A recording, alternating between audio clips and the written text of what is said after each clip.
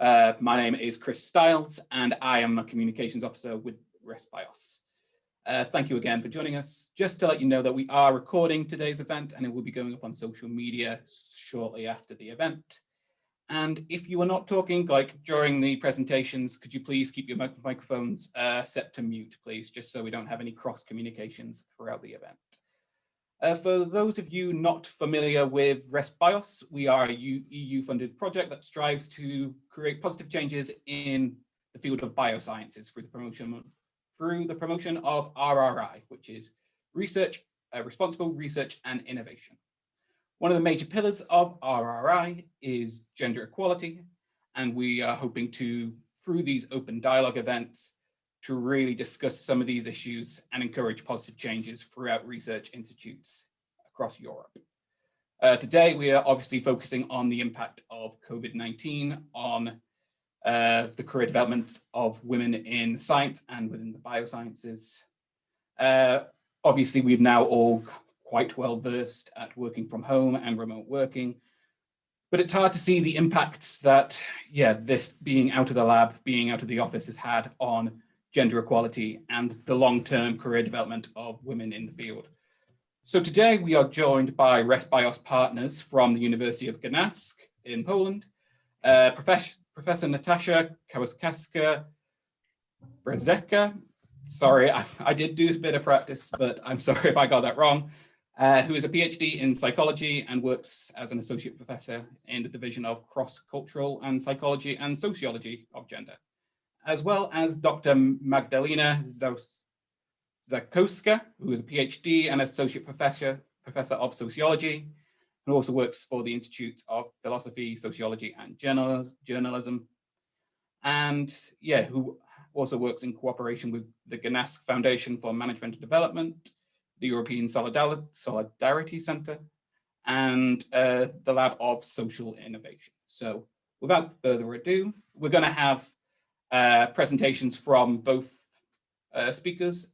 It'll be about an hour, and then there'll be time for an open forum with some questions later on. So thank you all for joining us again, and without further ado, I'll pass you over. Thank you.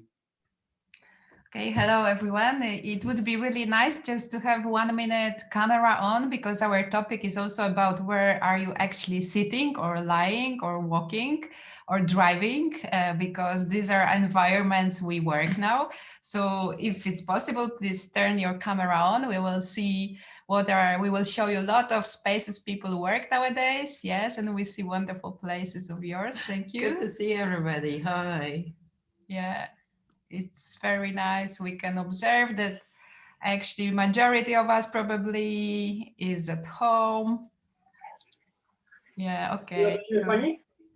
Thank you for sharing the background, because this is the protagonist of today's talk. So we will just say maybe 1-2 sentences more to present ourselves, why we are here, and then we will start the presentation. So I am Magdalena Rzadkowska, and I am sociologist, and I do qualitative studies, of which remote work was one of the subjects between 2014 and 17, and accidentally last year it turned out to be very hot and important topic. So I will disseminate some results of the studies we were conducting. There were like 3 or 4 of them. And Natasha? My name is Natasha Kosakowska, and I work for the division of cross-cultural psychology, psychology of gender. I'm a social psychologist, and my most, I think right now, current topic is observing how actually we are dealing with gender equality in the times of COVID. So I'm very happy to share with you our insights and our observations, and also in terms of recommendations, how can we form academia in the future after, well, hopefully COVID is done and we are preparing for hopefully better future. So happy to have you all here. Just a little organizational issue. It's Friday and it's sunny outside. We are based in Gdynia, which is close to Gdańsk, and it's very nice and warm. It's Friday afternoon, so feel cozy. We have tea here, so hope everybody has something to drink. Feel relaxed. It's a let's hope it's an optimistic start for the weekend, this meeting of ours. Thank you so much for joining us. And here are a couple of ideas that we can share with you about gender equality, remote work, and COVID. And just if it's possible, have under your hand the telephone. We will ask you in one moment to do the Mentimeter questionnaire. And then in one moment, we will ask you also to vote, but we will tell you how. Remember that it's Zoom, but it's also interactive. If you want to ask questions, if you want to clarify anything, it's interactive. You can use chat. You can also speak to us during the meeting. So it's all like we are all co-authoring this meeting together because we all have experience in this sometimes nightmare of today's world. Okay, just please confirm, maybe Chris, I would like to ask you if you see our presentation.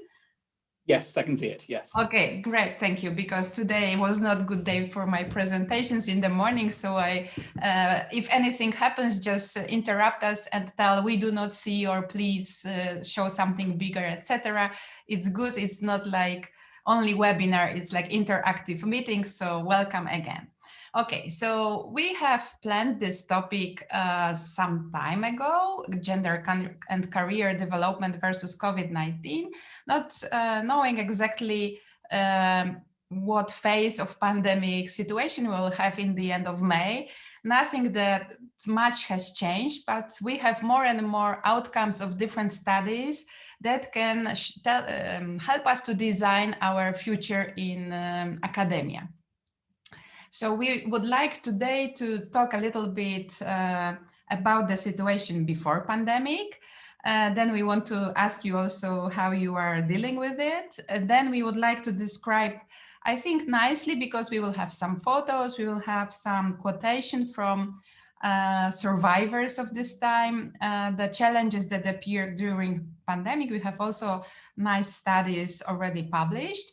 And then for the last part, we would like to concentrate on future of academia as a workplace. So also to design some monitor and other strategies with a small part on recommendation. The research I was conducting with my colleague, Professor Jacek Gondecki in Krakow, and at the beginning also with Marcin Jewdokimow from University of Warsaw, was done, as I told you, at between 2014 and 17. I mean, in pre-pandemic realities, while what was characterizing the remote work was invisibility, then kind of incomplete toolbox. We use the theory of Anne Swidler that culture is toolbox and give us different tools to use it. So this toolbox was incomplete. The dominant strategy was to try and balance to separate home and office. But what we have found out that house was unprepared. And I just added for today's meeting this dimension to academia work. So that time we mainly work stationary.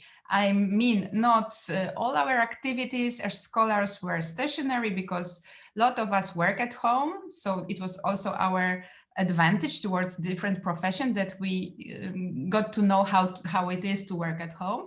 But with meeting with studies were stationary. Then we got pandemic reality where remote work become recognized. When the toolbox is like full, replenished, then we have like total integration, everything happening in the home, which becomes also the office for some moments of the day. And we have discovered or named it as the tired house. So also the space is like used, overused, and overtired. And these were times of working remotely. And for post-pandemic realities, we would expect that we can find some appreciation of remote work. We will have like modular toolbox. Who will design it? This is the question. This is also the question to like employers like academia, like universities, that we will have kind of home office hybridization. We will have like blurred house. We will come back to it. And yes, what future of academia is ahead of us. Yes, so this is also a nice topic for the discussion. So this is the structure of the today's talk. And I mentioned Anne Swidler, and Anne Swidler says that in fact most of our active cultural involvement in everyday life is not full joyful participation in common rituals, but rather demanding work of rejecting, criticizing, or filtering the culture, which we come into contact. So we are kind of, each of us has own project and try to deal with what is happening. And we can also think and talk about it, how the institution like university can help us of it. When we talk about this idea of work-life balance and integration, of course, there are some authors that claim that integration of home and work is perfect strategy, that you can build harmony between fields and professional work. But there are a lot of authors who says that it more leads to serious conflicts and it's not easy at all, and that we are balancing on center bondiers. So the theories of living on a bondier on the border is, and having the broad continuum of possible situation, is depicting individuals' life nowadays. So one more theory just for the beginning. Lopez Estrada, this is one of the sociologists that is dealing a lot with materiality and sociology, and says that we can observe two main strategies while we observe working from home. One would be the segregation strategy, so strict internal division between paid work and family life. And the other would be integration, where the boundaries are weaker. These integration strategies are affected by workers' control over the labor process, so potential for flexibility, scheduling, and family, so everything is under our own control. Then support or lack of support and involvement of other household members. And then conflicts that arise when the spheres of work and family overlap. So what we did experience during pandemic was like total overlapping, and we will talk a lot about it. Just to show you some numbers, in 2019, this is the study done by Eurostat, and for sure you will find your countries like Italy, Spain, Greece. These are countries I know you come from. There is Poland highlighted in yellow. Only 4.6% of households, where the households were remote work, we called it that time telework, was happening. So very, very small bubble of households when we had telework, with the average for 27 EU 5.4. Remote work in pandemic, just give me 4 important numbers. So in Poland, the orange bubble, only 11% people in the highest, like the most hot moment, work totally from home. So it's not that much. Of course, we can add children, we can add students that also were at home, but it's not that everybody worked at home. Anyway, it became important phenomena, and for sure remote work was established to be work, which was not visible before pandemic. Then we have the other numbers, 27 and versus 40%. This is from OECD data. This is the potential. So in Polish economy, only 27% workers, employees might be working from home. In other countries with less industry, up to 40%. But of course, there are professions like IT professions that for sure 50% workers might work from home. And it looks like that in a lot of companies related to IT. So first sphere, first perspective, pre-pandemic realities. And I repeat, it was characterized by invisibility, incomplete toolbox, separation of home and office, unprepared home, and stationary teaching. Between 2015 and 17, we conducted the study. It was kind of ethnographic study, so we wanted to be a family pet, to just go to the houses and talk to people, and also present our own perspective on working from home, because we were also from different cities in Poland, cooperating a lot on Zoom that time and working from home. In Poland that time, around 4% of people only experience to work from home, telework was promoted mainly as an effective work-life balance tool, mostly for women, mostly for young mother, and we did criticize it, that it was not a good solution. Then it was described mainly from the managerial perspective. So what manager can lose or win while the employees are working from home. And there was no perspective from household, lack of this internal perspective. So we did the study, we made longitudinal study involving interviews with teleworkers, with their partners, with couples, like afterwards with both of them, and they were doing photo ethnography, like making photos with like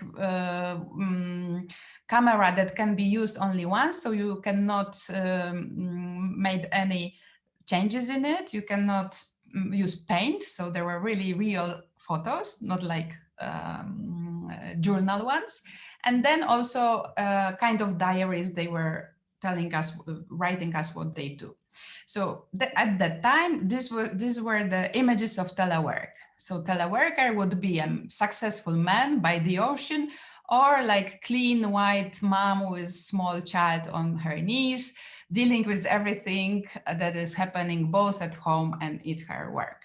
Reality was like this. So these 4 photos are coming with all the more than 1,000 photos we received from our respondents on the left, and probably you remember, and I will just quickly show you short movie. Probably you remember one story that happened in BBC News and went really viral. Scandals happen all the time. The question is, how do democracies respond to those scandals? And what will it mean for the wider region? I think one of your children has just walked in. I mean, shifting sands in the region. Do you think relations with the North may change? I would be surprised if they do.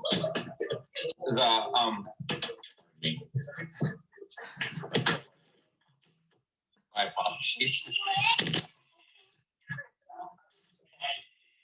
What was this going to mean for the region? My apologies.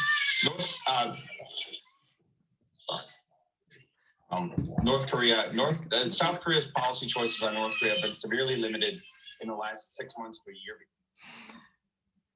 Yes, so this was the story from 2017, March, actually 3 years before the pandemic. It went viral. It was also discussed because the family was invited to the studio and shared their experiences, what are they doing there. But it was nice to show that nobody had this kind of feelings, only really small sample of people. And let us be back to the presentation. I will do it once more, sorry. Okay.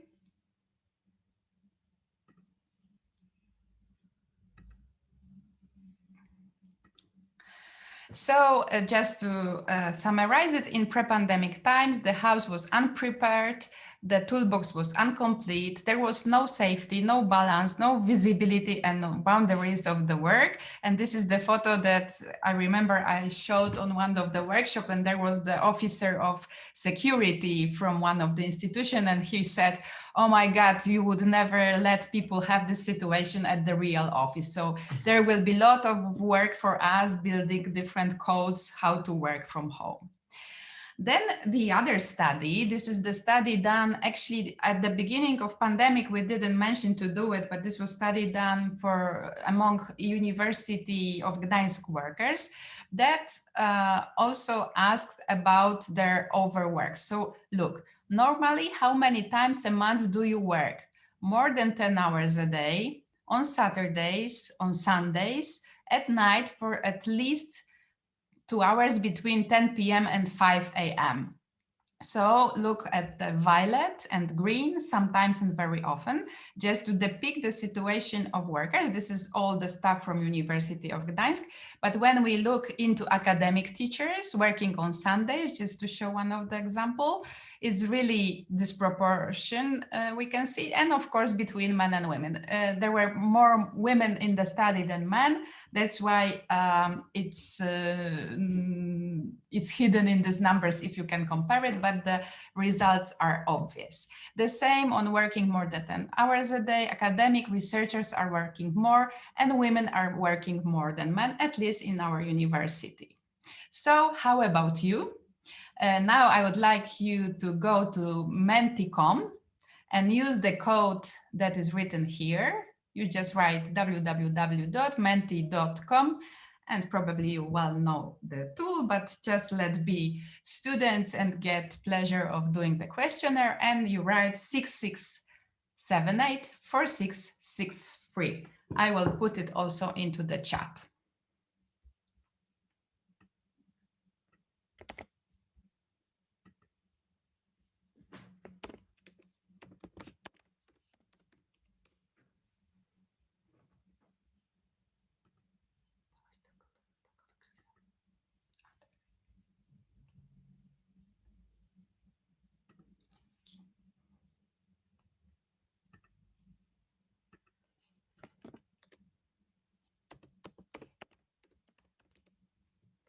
Let us know and protest if somebody has problems with it or is challenged by it.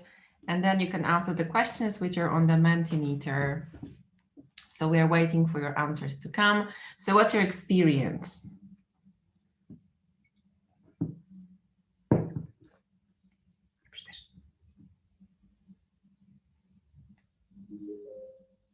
There are a couple of questions for you.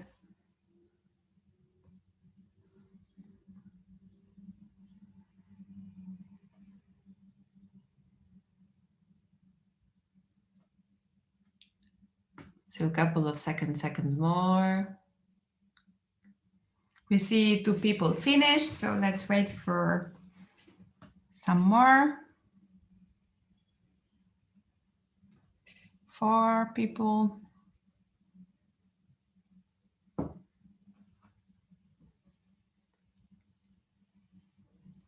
So 30 seconds more, and then we can compare.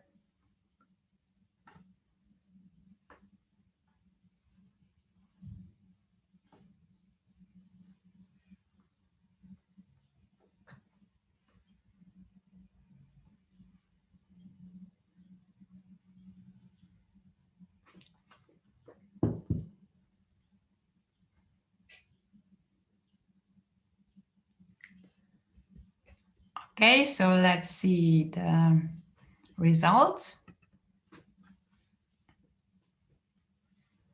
So let's look at answers that we have here. So when remote work takes the same amount of time as it used to before the time pandemic, well, not really. We all disagree with it, that the change has been very visible. You can still vote when we are, discussing it. So normally many times a month, I do work on weekends. So this is again, the reality as we all have. We do work during the weekends. We're going to talk about work-life balance as well. I have possibility to work in a separate space. So this is like, as you can see, 3.7 is the average. So it means that some of us are not working in separate meetings, so in separate rooms. So we have people around us talking in the same time or doing some issues or also working. And that's a reality of many of us. I devote more time to parental duties compared to the pre-COVID time. Well, we disagree because we also feel that we have been very much involved before. And we'll also discuss it in terms of gender differences. I do suffer from Zoom fatigue. So being really taken down by the issue of constant online neuronal uptake of our, thinking and doing, and cognitive skills are simply eaten up by Zoom. So this is again the issue for all of us. In the future, I will choose remote work. So here we are kind of, 50-50%, I would say, if we want to do it, because some of the aspects might be kept. We're also going to discuss it. And after a year of pandemic, I do feel frustrated. So it's like, again, 50-50. Some of us do feel, and again, you can see that the majority also managed to say like 6. So it means that we are frustrated, but also please all have in mind that it's the end of the semester. So probably the whole year takes a toll. So thank you so much for taking part in this, and we will also refer to those results, the wider general conclusions that we have from other studies. Yes, thank you for some comment from Ilaria. We will go back to them. I think you will have more people who thinks like you do in a moment, coming to the results of our research. So we go next to pandemic, because this was the also asked in a study. So recognition, yes, we know. Wiesz co, może w poniedziałek już omówimy. Mam teraz spotkanie, zapomniałam o 15:30, więc... Please, if you can just take off the mic. Dobra. Okay, recognition. So we know we see the work. This is visible, the work from home. We have like so many overload houses, tables, etc. We have total integration of work in home. The house is tired, and we have experienced remote research and teaching. And now let us just remind you 2 slides, probably you know from our previous lectures, the slides that shows how in Europe people believe in people believe their expectations for men and women, because now we go into the topic of gender. So the most important role of a woman is to take care of her home and family. 77% of Polish people total agree, then 29 for Spain, then for example 51 for Italy. The average for EU is 44. And the other slide, the most important role of a man is to earn money. 65 for Poland total agree, and 27 for Spain. And maybe I will find Greece. It's like similar to Poland's 65%. So when we remind the very first moments of the pandemic, we just had kind of euphoric time in a way. We were scared, but we discovered what are possibilities in our houses to just first have the sanitary regime, but then to just try to come back to our professional duties. So these are memes, probably you had hundreds of them, nice and just making us laugh. But the laugh and being happy were not main emotions in this time, and we will now show you some emotions and some difficulties. So this graph in the middle of the slide comes from the study down in Pomeranian region in autumn. It was representative poll of people who works from home, and we ask what we also ask you in a way, with whom you work. So 83% of people work with at least one remote worker from those who work at home. So this is huge. It's like that you have like the office, the company in your house, because there is the other employee or employer. Only 16% work alone, which also might finish with some consequences, being alone and isolated. And then children. In 33% of houses, there were children in primary education, and in 20% with higher or middle education. So the house, what we ask people to design and to show us in emotional maps, got into be like full of different people emotions. These are emotions of teleworkers, but they were like crossing or overlapping in every possible place you were working. So everything was full of emotions. If there were times we couldn't even jog or exercise, or we did it at home. So there was everything in our houses, and it of course influenced us. This is nice quotation. I will read it. Although there are of course assumptions and ambitious plans, I feel a general sense of sloth.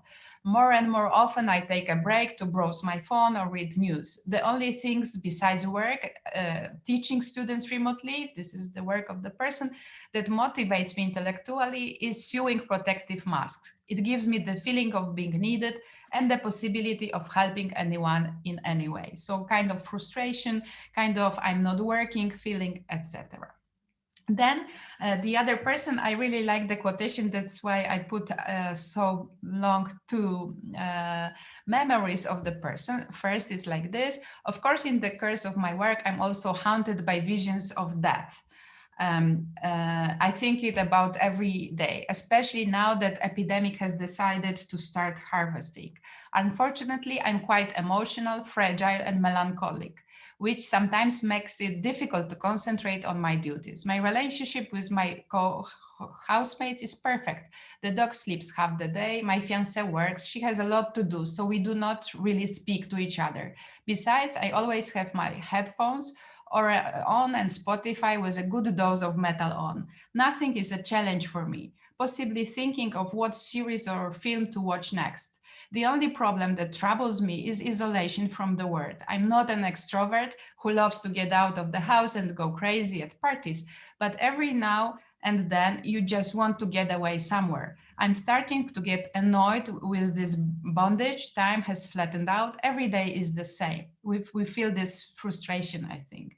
Before I started my home office, I thought that by staying at home longer, I would be able to devote more time to my passion of writing. Of course, nothing could be farther from the truth. You have to clean, you have to spend some time with your fiancée, even though she's still around, but it's silly not to talk to her all day. Cook dinner, walk the dog 2 or 3 times. The above description actually applies to every day because there are no difference, as if I were stuck in some kind of limbo with no possibility of escape. So far, there has been no unusual situation, constant boredom. So these are quotations from the field. And then our studies that shows not only emotions and relations, but also the place for work, which is our main topic. So 67% of the people asked in Pomeranian region said they can shut the door while working. Then almost half of them said, yes, I do work in separate room or office, but half of them said I work in different places or in common space, like kitchen, dining room.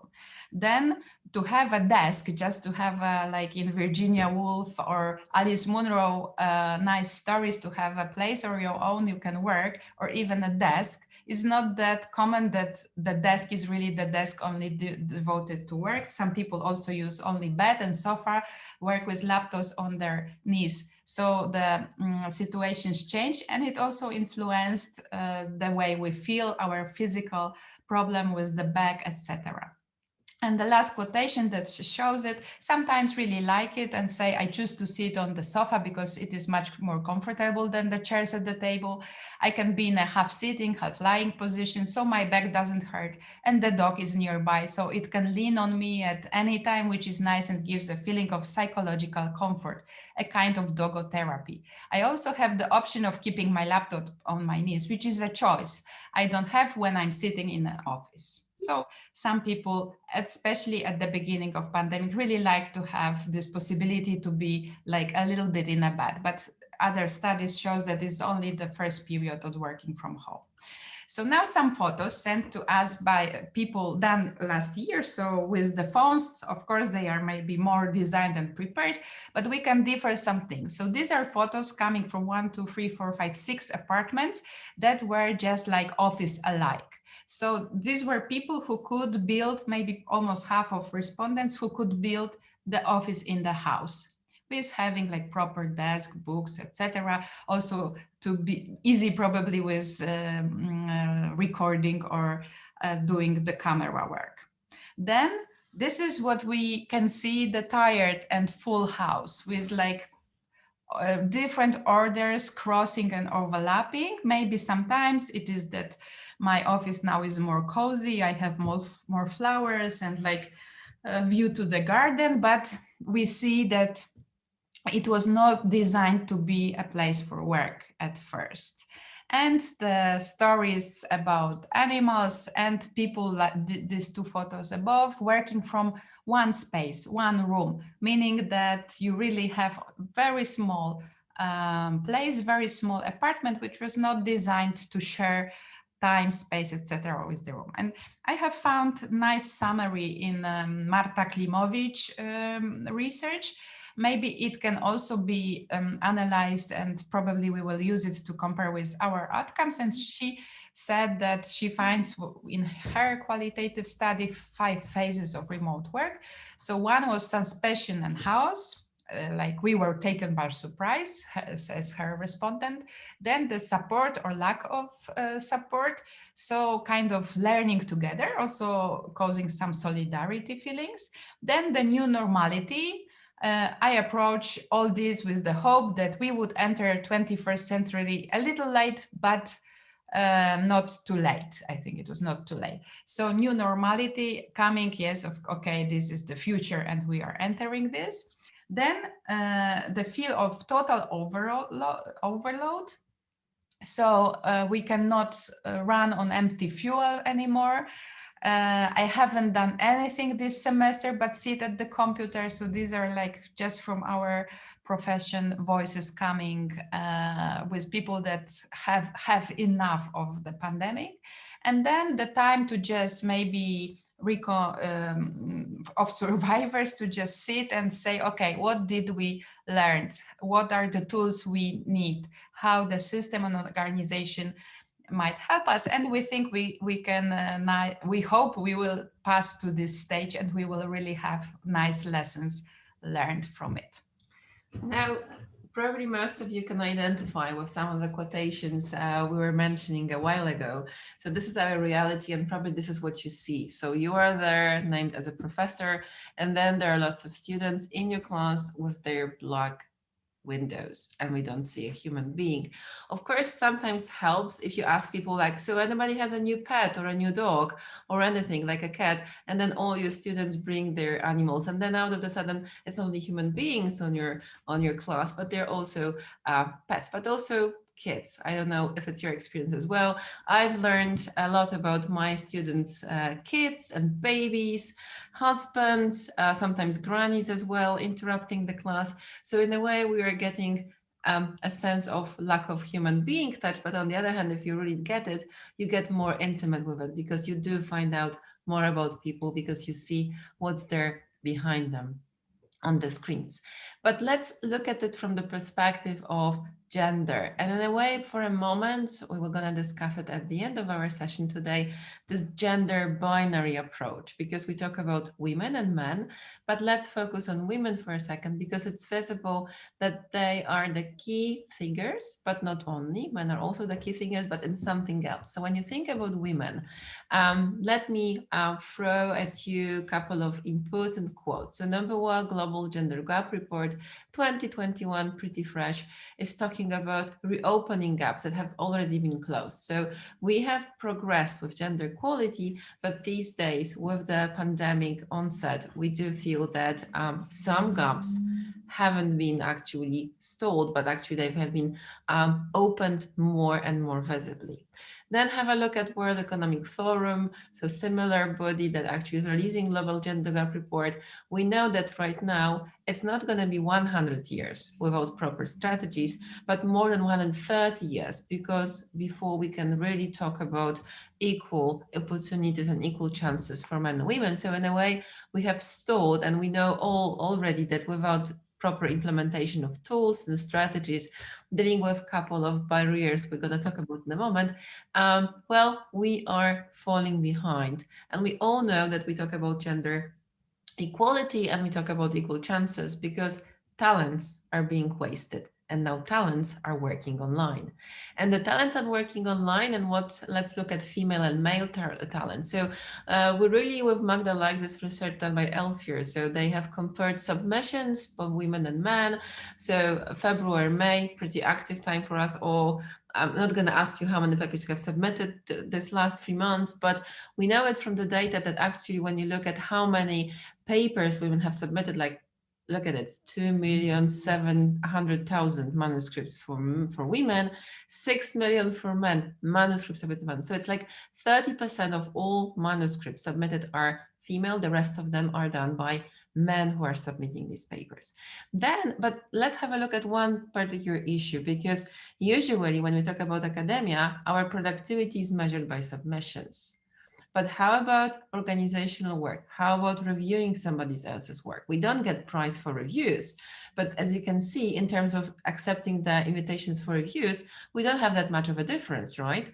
Actually, we do perform the same numbers like women and men, but then there is this discrepancy in terms of our productivity of submissions. So what about this review process? What about our organizational tasks? That's an issue we need to look further, and we're going to refer to it soon.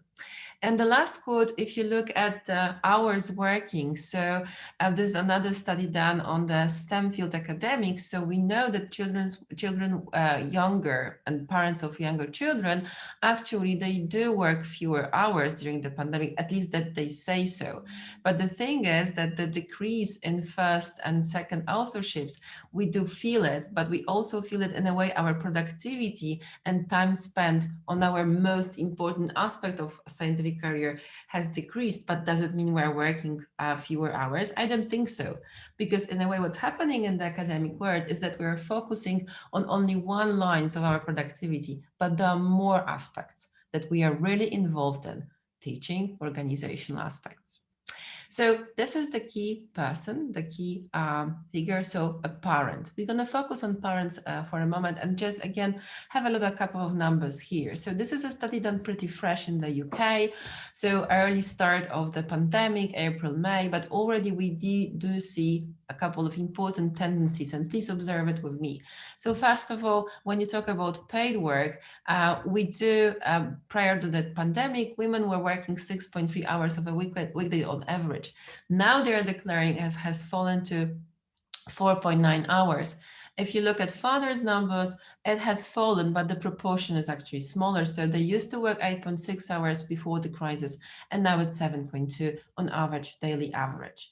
Then when you look at the thing that we're struggling with as parents, so juggling roles and duties, mothers are more likely to be spending their work hours simultaneously trying to care for children. So in a way, that we can consider like a kind of bias. So I'm not at work because partially I'm also cooking and taking care of kids. So we might think that actually it's not a pure work and we kind of downgrade the number of hours we actually work, but this is still work. And then when you look at numbers, half of mothers hours spent during paid work were split between those activities like childcare, cooking, cleaning, and then you see the numbers of fathers. So this is like a dark side of the force. It is pretty pessimistic, but let's look on the gender academia and why we're talking about it. So this is the with Women for Science Foundation data, pretty fresh ones concerning the phenomena which we all know. So we are talking about the world of academia. We are talking about productivity of the world of academia, and we are talking about gender equality. So gender scissors is a pretty, I would say, bombastic and tangible vision we all have. So the more advanced the place of a career, then the wider is the gap between women's and men's representation. I really, well, maybe I shouldn't use the word like, but it kind of hits my eyes, this Nobel Prize discrepancy, right? With 3% versus 97% of Nobel Prize awardees. But nevertheless, these are the gender scissors before the pandemic. So what can happen if we don't deal with those discrepancies? We might see that those gender scissors might be even wider. That's a very important aspect. Secondly, some of you might already be familiar with those big five riders of the storm that causes the havoc in terms of gender equality. So we know that these are those most fundamental barriers that are the blockage for women's career advancement in science. So family versus work struggle. We are discussing it a while ago with Magda. Career absences related to the fact that we are busy caring for the family. Access to resources, so getting to know people, the right grants, having the information. Bias in review, so we know it that women's papers are less cited than men's. And we also know that in the process of review for the candidates, there are some biases occurring favoring men in certain, of course, lines of research. And then whether in the work environment, am I feeling I'm included and I feel I belong? So these were the barriers already identified pre-pandemic. Now we're living in the world, as we were discussing it before with Magda, we were showing you different data. So those barriers can be stronger to tackle, especially when we have two important aspects. So Zoom fatigue that also in our group we're declaring. We are simply exhausted. And we know that our brains are exhausted. Just let me tell you like our personal story, because there was this moment in University of Leeds that we were able to come back to teaching, normal teaching. So I came back to the class and I saw my students, like, you know, legs, hands, it was amazing. But it's not only amazing because I could see human beings in my class rather than those, you know, black boxes. But my, you know, my neurons, my nervous system was much relieved because didn't have to, like, you know, compensate for the missing data. Who is there in my class? So Zoom fatigue is actually eating up our exhaustion and our cognitive skills, especially with your juggling the roles as you're a woman. And secondly, there's this punishment for maternity because in a way women are observed in the roles of mothers and it sticks to them and glues to them more often. The video Magda was showing to you is a wonderful exception, but then judging by what's happening in different meetings, I see mothers with kids. I don't see fathers with kids online that much. It was a unique exception before the pandemic. So then the question is, we talk about sense of belonging. So who is a true and ideal academic then? If you think about times of pandemia, we might suspect that this glue that sticks masculinity with scientists can be even stronger and inseparable. So women might be observed as, well, even less apt for science because of the, well, what's happened? We are actually, and I love this quotation from the study Magda was mentioning, the boundaries are weaker at home, but the boundaries are weaker and we need some automatism. And the automatism is actually even strongly dividing women and men to women dealing with domestic and men dealing with professional life. Nevertheless, time for good news. So where is the hope coming from? The hope is coming from the fact that fathers on average are doing double the hours of childcare than they used to be before the crisis. And there's this beautiful report by Harvard University Graduate School of Education, by the way, that actually talks about the fact that 7% of the fathers, regardless of their race, class, educational attainment, and political affiliation, it's important, especially for the US, they feel closer to their children because we spend more time. So there is this hope that we can think, because maybe this closer link between parenthood and fathers might be something that we can talk about, and we're going to discuss it in terms of recommendations. But nevertheless, there's one barrier we need to deal with. We need to deal with our stereotypes about men. So let's talk about men for a moment. We know that men are resourceful and agentic, and we know that they cannot be like women. They have to avoid feminine tasks. So if they do so, they do sometimes happen to be punished with something called backlash effect. So what is a backlash effect? Let me give you an example. With our study in Magda, we were doing research among Polish migrants in Norway. So people migrating from less egalitarian to more egalitarian country, and it turns out that they were more involved fathers, and they were changing the nappies more often, and they were more involved as, you know, parents. But then, you know, this was what we were aiming for. But the consequence was different. So we got pretty nice media coverage, as you probably, Magda, remember, and we were really, you know, amazed by how much interest it has triggered, because Polish men are changing in Norway. But here you have those quotations from the readers. So Norway is a concentration camp for men organized by women, and Poland is not a country for male nappy changers. So it's a kind of backlash, because we say, well, he has to stay there because there's no place for such communal men who are dealing with changing nappies. And that's an important barrier. Are we supporting men in taking more parental roles on board? And just to confirm the results coming from United States and those that Natasha were mentioning published in journals already, we also had this small Pomeranian study sample where there was even something more sad. So for example, fathers shared different perspectives depending on the model of family they were coming from. So there were men coming from traditional models. So they said, okay, I'm at home, but my office is closed. My wife, who is not working, is just doing everything that she did, and nothing has changed. Only those working and living in the mixed models in which both partners work, participating more in household duties and engage in helping children at school. And there were some, for example, husbands of doctors of medicines that even stayed alone at home because wives were really engaged in the public-based work. And Also what fathers needed. Just while we'll maybe mute. I think as hosts, you can mute them manually. Because then I have to stop sharing, sorry. Okay, we're muting everybody. But you can always unmute yourself, don't worry.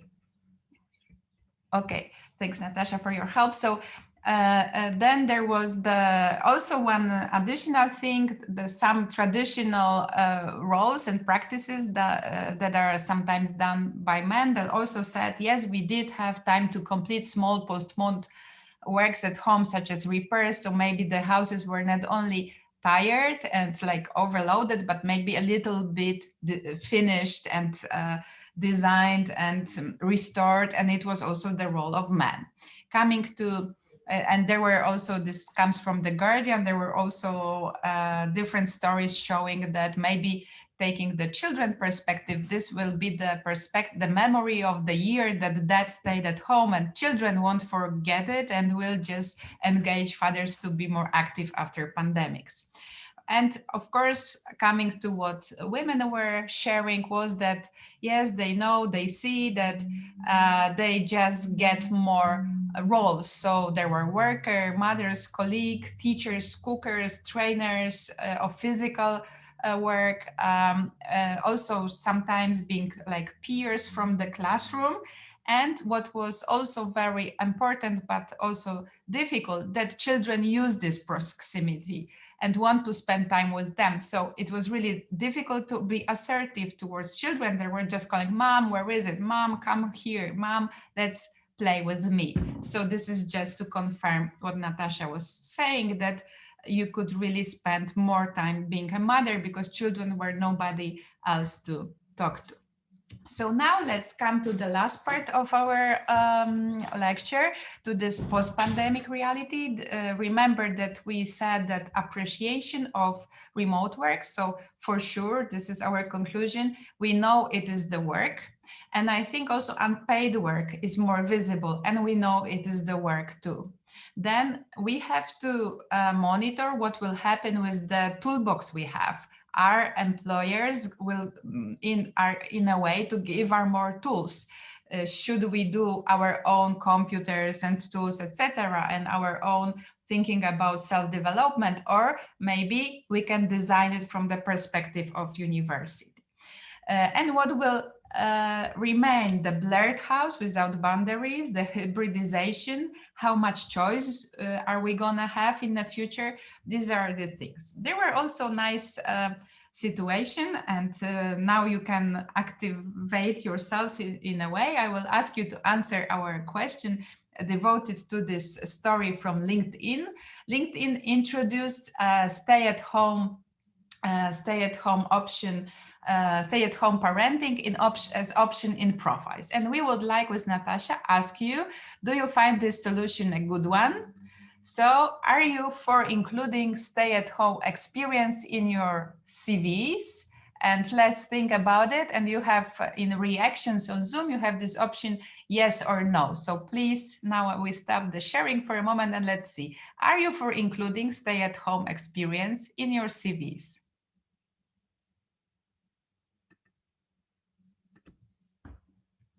So if you go to the bottom line, you can decide if you are in favor or not. We see 1, 2, 4 yes, 3, 4, 5. We can also see no if you do not agree, just to have yes, 1 no, a second no, third one. Okay, so the score is divided. This is, I think, kind of important question for the future of workplace and for the future of our careers. There are some programs, and while we are advancing in our careers, we can take into consideration the time we spend for parental leave, for example, just to be not included in different deadlines we get to pass through during the academic career, but are we going into a direction that parental duties will be seen as the hard work and kind of sacrification and something we can share the experience toward future employers? We will see. So some things that might stay with us or might be kind of solved, or maybe are giving important questions for sociologists, for example, how flexible and elastic we can be, how fragile we are after pandemic. Is this full house really something that can remain as this? And there are signs that yes, for example, we see examples from like Finnish industry that you can exercise at home. This is the Cockrow workout company is like making people train and work out at home. Then you see like the flood of different applications. So now you can do everything at home. You can just live your life not going out.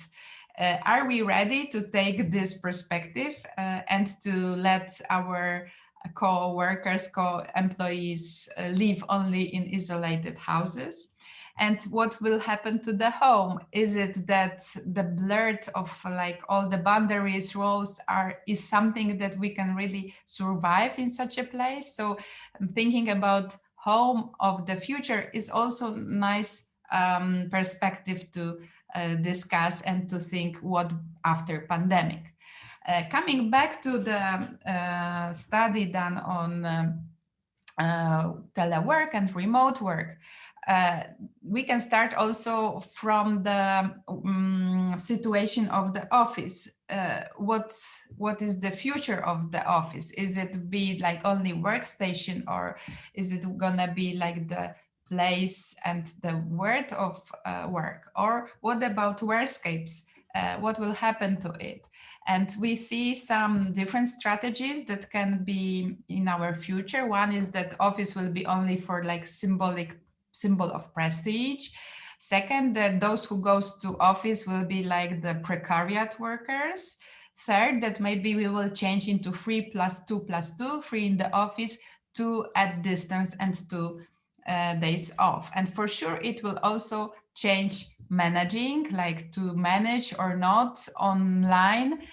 So are we going in radical digital equality, or are we more for phase 2 and virtual? And what about managing? And it will change all the ecosystems of work, because we can observe it now, and it comes from the report that was done comparing UK and US, that for sure the environment will change. Probably we won't come back, not only academics, but like all workers won't come back for 8 hours day work in the office. There will be kind of middle term solutions, community spaces, neighbor urban spaces to work. People will choose the place to work on Monday and different on Tuesday and different on Wednesday, and it will be correlated with what they have to do there and what are their parental duties, for example, to be done.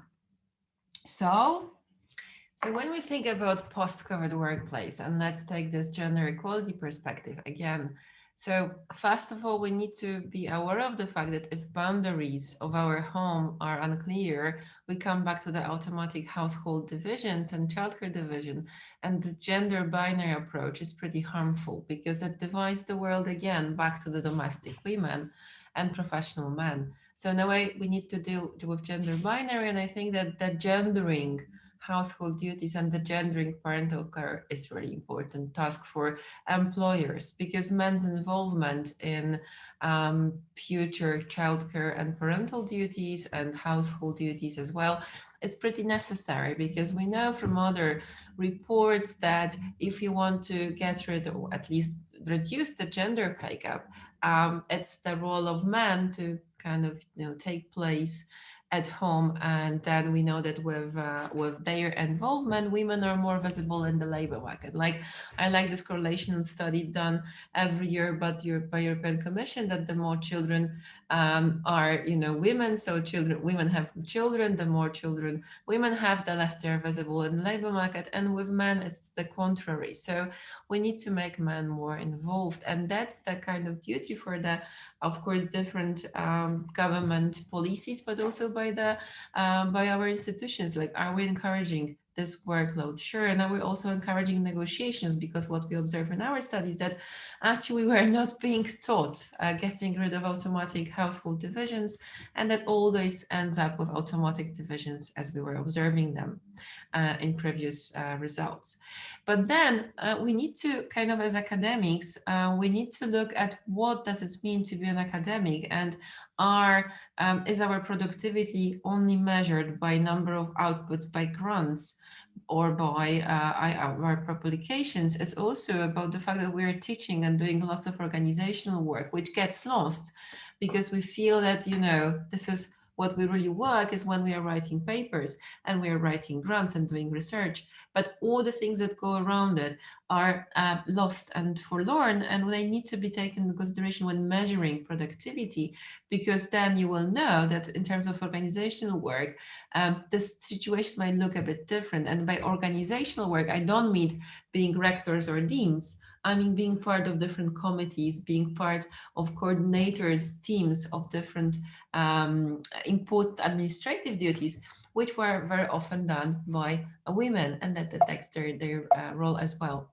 Then the second issue is about policies. And when you look at the different policies done by governments or done by institutions like academia, only like even less than 5 COVID-19 policies were gender sensitive. So they were not taking gender perspective. So in fact, you know, they were not dealing with gender bias. They were not talking about who is doing what in academia and about the shortcomings related to bias in submitting papers and reviewing papers, etc. So in a way, and when you look at the World Health Organization, so this is like the world organization we are looking at when we talk about pandemic, then only 37% of their cases reported were disaggregated by sex and gender. But then again, it's a binary approach. What about other gender perspective as well? So these are the 4 elements we need to tackle at first, and that's a very important aspect we need to do.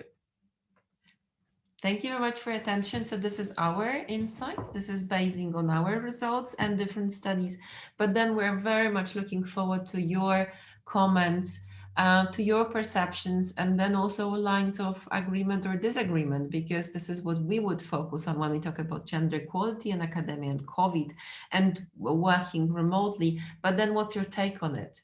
Feel free to join us in the discussion. One of the comments we got on chat, just to maybe trigger some comments that coming from one of our participants, is that, you know, we do have experience of working remotely before the pandemic, but now it's not a matter of choice. We cannot come back to work like 1 month or office work 1 month at home or 1 week. We are not able to change the routine, and that's the frustration where it's coming from. So how about the others? What are your perspectives? Alexandra.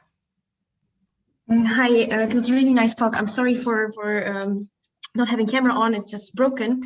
I didn't manage to see the whole presentation, but maybe you answered that question already. How often does it happen that a woman wants to quit working in academia because she's just overwhelmed by all the duties? You know, did you maybe study this aspect as well? Can you? That they just women want to change maybe job more frequently. They don't want to work in academia anymore because they're just too frustrated with all these duties, and maybe they think that there's more suitable work for them during pandemic or this lockdown times. Do you have any data maybe for that? I think pandemic is like too short period to notice this, but this is the quite known phenomena of leaking pipeline, mainly visible in STEM, where you have much more of the work in a site like the lab, and also good propositions of like stable, maybe more paid work in pharmacy company, etc. So we followed researching STEM and biotechnology. We followed such biographical stories of women that just said, okay, I stopped working for science. So this is how the talents are leaking. And for sure, we can probably have possibility to find some more data about 2020 and 2021. But I think it's a good prognosis because in a way, well, good, but pessimistic one, because we know that women are leaking from the academia also because they don't feel they belong. So they feel it's not their world, and they sometimes end up, for example, we were following careers of chemistry academics or biology academics or math academics, and then they sometimes resign and they go to teaching, right? Because it's more like, seems like this is the sphere, this is the aspect I belong to more. And that's a well, great talent went to teaching, which is wonderful. But then we talk about science, then this career is kind of stopped at some point. So that's a good point, Alexandra. Thank you. No, thanks a lot. It was really great. Thanks. So yes, if there's any more questions or comments, please do put your hand up or turn your camera on, and yeah, please join the conversation. I did have a quick question. Earlier this month, Eurostat released a statistic that actually women now outnumber men in Europe for careers in STEM. Do you think that's a misleading kind of statistic? It's very marginal. It's like 51 point, like it's within points of a degree. But do you think this is a misleading sort of representation of the outlook of women in STEM, or the sort of like, is the issue more the leaky pipeline of like upper level women in STEM kind of leaving the professions? I think it's both. So I wouldn't call it misleading, but I would call kind of, a bit facade. So when you think about, I wouldn't say leaky pipeline, but maybe glass, glass ceiling. That it's like, I like when we're working with top managers in different companies. There's this one statistics, they say that, well, but Natasha, we have like 50% of women. But then when you look on the positions they take, it's like there's where the, representation is kind of misleading because it's a different position. But then when you talk about Eurostat data, I would also take into consideration an important aspect, what level of the gender equality is in the country, because we know from other data that actually, which is, and we call it gender equality paradox, that when you talk about career in STEM and when you talk about interest of women in STEM careers, it's visible that actually gender equal countries, women there have a lower interest than in low gender equal countries. So you also need to take into consideration that there is this interesting gender equality paradox, that actually women in those countries that are higher levels of women's and men representation, they do back up more than women in the countries with lower indexes. So just referring to your question, I think it's a sign that there are more. But then when you remember these gender scissors, they're especially more when you talk about lower positions in the academia. And we had those data concerning students at our university, and it's visible that actually there are visibly more women studying than men. But then, again, the same story repeats itself on the higher grades of the academia. So it's hopeful. I would say it's hopeful. But then I would be very, observant where those women, are located in the STEM fields. But thanks, it's a very important, I think, statistic that we need to follow up everybody, and just to be sure that, it's not like, well, now it's done, we can tick it, women are there, fine, let's occupy ourselves with something else. Thanks. Any other comments? Alexandra has a question. Yeah, sorry, one more thing just came to my mind. I'm just interested in, what's your opinion? Do you think that women are judged as less professional if they have, let's say, meetings online at home, and suddenly the kids come out in the background, while important talk? Do you think it affects how they're perceived? Because you mentioned yourself that kids rather tend to go to their mothers than to fathers.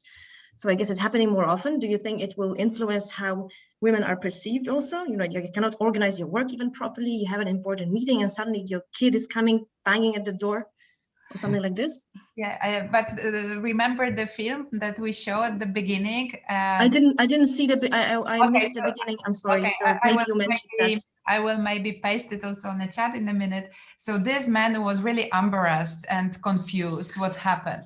So in a way, if we have this image of the very professional space, yes, we do not see children there. So how about that now we, as we ask you also to show us your houses, we are in different situations. Yes, we can see we have homes because everybody has them, and let's show children. So such a nice social campaign would be also to encourage men to show the children. I remember Exactly. we talked lately with one of our professor in commission, and we were selecting now people for interviews for the project, and we have this quotas for parents and non-parents, and she said, you know what, this was really struggling. Okay, I know she's a mother, she's not a mother. I know she's a mother, she's not a mother. And about men, I have no idea if they are fathers. So we just men do not share this private life. And maybe the occasion to this online teaching would be one of the occasion, because this is, for example, coming to like private stories, what my husband is so angry all the time that, okay, but you are at home, I have the right to be there, so don't be angry that I'm just passing behind, because this is my like bedroom and I would like to just also be there. So I think that it can be a good time, this pandemic, to just maybe change the profile of the scientists. We are like human beings, and we have children, and we have families and pets, etc. And actually, it makes us closer one to the other. So yeah, I'm kind of optimistic. So I see this as a chance. But for sure, I think for men it's easier to just keep with this very professional, serious look. And if it's serious look is what the scientists should be, it's like time for them easier to be scientists. Yeah, that's true. I mean, that's why I really like the statistics. It's really, I could see that there's a load of women behind that feel the same and have the same, because sometimes you feel that you are really isolated. So it's great. Thanks a lot again. Thank you for the question. Is there any other questions? Anyone else would like to ask anything? Oh, is that an applaud, or would you like to? Oh, hello. Yes. Oh, hi. Yes, I would actually. This is not so much a question as more of a prompt for discussion, maybe. But based on the previous question as well, I was wondering: do you think, or do you already know something about this? Maybe what would happen if people would actually use home experience or caring for children experience on their CV, because I can imagine that maybe women and men would also be judged differently if they put that on their CV. We had this Asha Pietrzak, who is our she was our great social psychologist colleague. She did a study on perception of women and mothers. So there were like two categories, like they were judging women and mothers. And actually, in terms of like being an employee, mothers were seen as multitasking, and in a way they were seen as so having children, being a mother was an asset. So in a way, on the line of being resourceful and agentic, actually, mothers were assessed more pleasantly and effectively than actually women. So it adds to the picture. But then when you talk about, being a mother and being a father, and this comparison, we do have data showing that actually men also do suffer from this, work-life balance stigma, that if you're a father, you are less competent. But even though they do, the kind of backlash, so the punishment in terms of like, whether you get promoted, whether you're gonna be seen as competent, is still more severe and stricter for women. But on the other hand, let me give you an example of other study that we did. So employees were coming, it was an experiment, natural one, and our employees were coming to the boss asking if they can, finish work early and there were two reasons. So I'm gonna finish work early because I'm going with my kid to the doctors. I'm gonna finish work early because I'm going with the car to the mechanic. I'm taking my car to the mechanic. And there were women and men doing the same. So anybody knows who got the consent the quickest and most often? Any guesses? What do you think? So mother that's going to doctors with a kid, father that's going to doctors with the kid, or women that takes car to the mechanic, or men that takes car to the mechanic. Any guesses? Unfortunately, I imagine it's both men situations followed by the doctors, then the car, I suppose, for women, perhaps. Mother and the kid, the first one. Then father, well, the man that goes with the car to the mechanic were the most often given consent to. The least consent was given to men that wants to go to the doctors with the kid. And that reminds us of the stories of those doctors telling you, if, my husband goes with my kid to the doctors, there is this, statement saying, so tell your mom or tell mom that, this pill has to be given that and that time of the day. So that's a kind of stereotype we're talking about. So it's like we call it double-edged sword. So what is actually keeping moms at home is keeping dads also away from home. But coming back to your important question or comment, yeah, the punishment is a bit more severe still for mothers rather than fathers. It's easier for them to become heroes in parenting. So I would be for using this in this like social campaign or something, because while they share the experience, I think they just would give nice directions for next generation of young fathers, and especially within scientists is important, because what our studies show that is different for academic mother if her male partner is academic, and it's different if he's not. And there are like advantages of both situations. For one, he understands the work and that is like never ending, and that she wanna be 24 hours in a lab where something important is happening. But within the other is that, okay, he comes from the world that may be corporated world, that more partnerships are shown, so he can do what other people do and share the load. So this is like, there are different stories. I see one question from Mareza. Buongiorno. Hi, Mareza. Hi, buongiorno. The presentation is very interesting. Yes, we have now in Italy, but I think also in other EU countries, a debate about the future of smart working, how to regulate it. Because there is the worry that smart working will become a women affair.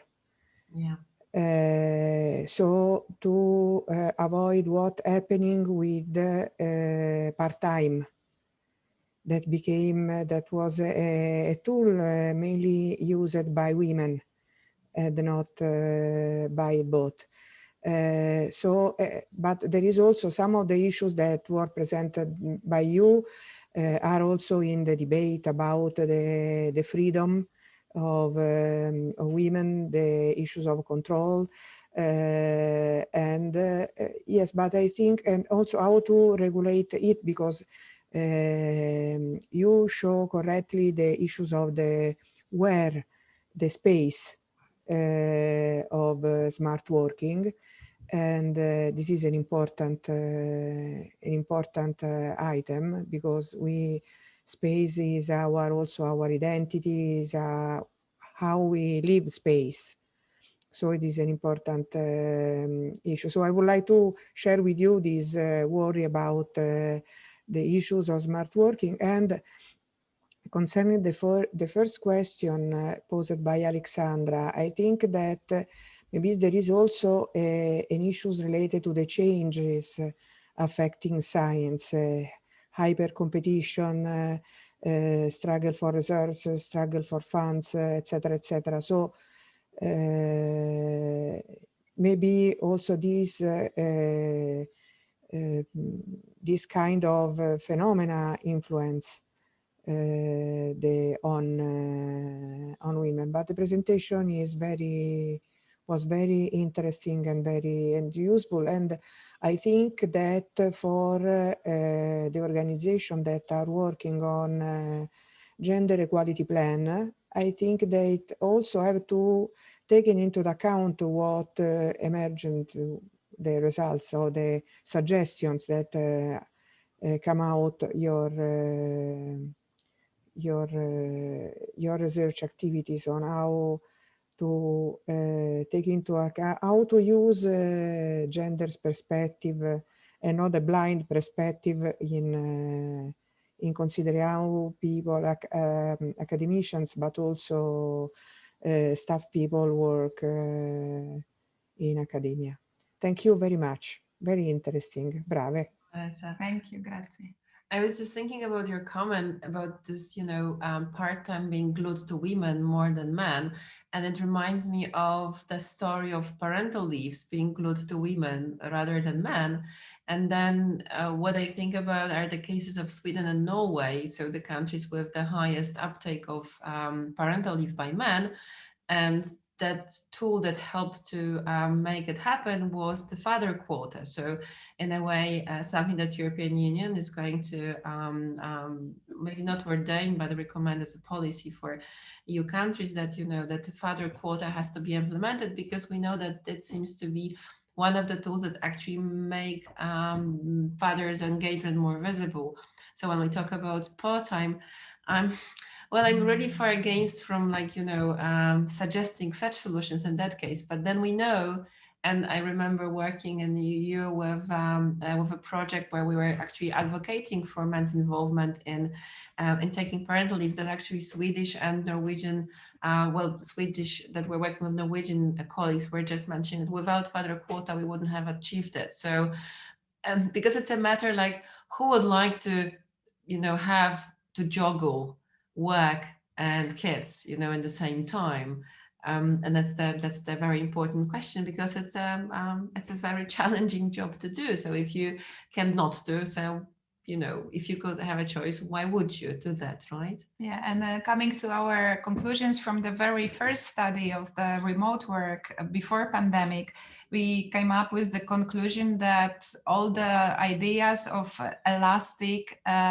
workplace and elastic timetable were especially harmful for mothers of young children.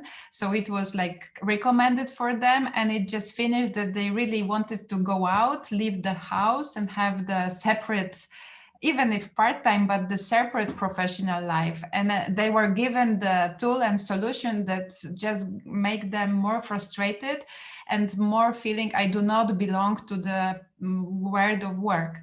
And in this time also there were disadvantages for fathers, for example, and for men. For example, they say that they have to really translate to the customers that they are working. So nobody believed they are working. So they were, for example, pretending they are not at home because the children or animals and their voices were making them feel less confident. So they were going by the street, or they were just showing that, yes, I'm just the owner of a really important big office and I'm not at home. So what might be the change caused by pandemic, that now we know that work from home is a real work, and it's even more difficult because you juggle with the boundaries, you juggle with roles, and it's difficult for men and women. I remember one man who did this 3+2+2 strategy, and he was working for Lufthansa company, and Lufthansa very quickly introduced this solution, and one of the profit for the company was, of course, the prices for office, so less offices, and then that as they work online and their work is important 24 hours a day, because the planes are running that time, so that sometimes the problems with internet were solved because and thanks to those who were just having other servers and working from home. And we asked this respondent, what about, because he said, okay, I can go with the child to the doctor, I can go to the kindergarten to see the play she's in, and then I can work afterwards. So there are so many pros to work from home. I have an office there, etc. And we asked them, okay, so why wouldn't you like to work 5+2? So 5 days at home and 2 having a weekend. And he said he was 43, and he said, my mother would kill me. So it was such a important, strong saying, okay, as a man, I cannot do it.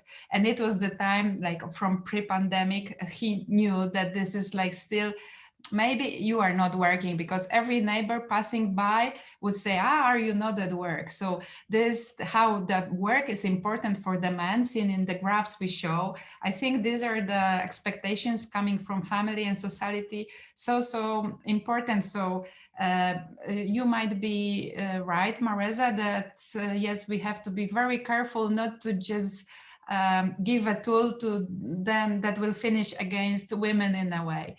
Because men don't use it because of such expectations. Yes, I think it's a chance, the COVID, in a way, for changing it, but I'm not that optimistic. Yes, I agree. Is there any last questions? We have 5 minutes left. So I have one or two more if there isn't any from the audience just yet. No, I wanted to ask, in your presentation before, you were talking about how recognition is given to scientists through the publication of papers and authorship.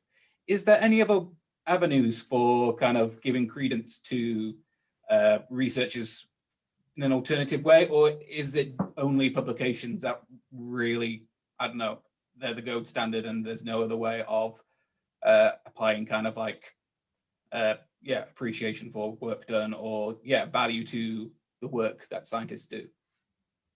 Well, it all depends on the, I would say, top-down policies, because in terms of academia in Poland, and I know that that's similar in other countries, you need to show your outputs by patents and innovations and projects, and of course publications. So this is what gives you, speaking very bluntly, money from the government, right? So you are not being praised for your organizational skills per se, of course, directly, and for your teaching. And it's a very important aspect, because if you want to be acknowledged, and we want to look at academia in a broader sense, I think there's this chance which we see in a couple of Horizon 2020 projects we did. So speaking about responsible research and innovation, so RRI, and I think those fundamentals that are being implemented in different EU projects right now as a part of this curriculum you need to follow when you submit grants. I see a chance in it, because RRI is also speaking about disseminating your science to general public, right? So to make it knowledgeable, to make it understandable. So I see that then teaching and organizational skills might be important, because you do science. Yes, you're brilliant in it, but then how do you bring the science to society? And I think that's a new skill that we as scientists, we are coming to grips with. That's number one, and we are learning it, because, for example, one of the issues that hasn't been 10 years ago, now you have to really write a proper dissemination plan of your results, not only in terms of publications, but how will you make it open, right? So we talk about open science to scientists, but we talk about open science to general public. So I think it's a new phenomenon which is hopeful. And then when you look at this, that can also kind of gender scientific outputs, because currently when you talk about who is more involved in teaching, who is more involved in organization, but not on the level of leadership, but simply who has the work in their hands, these are women, and that can help to gender it, and then maybe it will help to have more equal representation of women and men in all those aspects of science. But that's a very good point. If there's no other questions, just give people one last opportunity. We are pretty much on time anyway for finishing, and it is a Friday, so I appreciate everyone for joining us today. I'd like to thank our speakers, Magdala and Natasha, for joining us today and giving such an insightful view into the issues that COVID has had on working from home, and the continuing kind of opportunities and issues that we'll face. We're not going to be going back to the office anytime soon to the same, it's not going to be the same after COVID. It's going to be some degree of working from home. So we're going to have to deal with these sort of issues at some point in the future, I suppose. So it's been really interesting hearing from you both, and I'd like to thank you all for joining us today. thank you very much and enjoy the rest of your Friday. There's not much left of it, and have a lovely weekend. We will keep you updated on any future webinars and open dialogue events that ResBios will be doing in the future. So please keep an eye out for them. And then thank you very much for joining us. Thank you so much. Thank you. Have a nice weekend. Thank you, Chris, for helping us facilitate the whole meeting. Thank you. Thanks.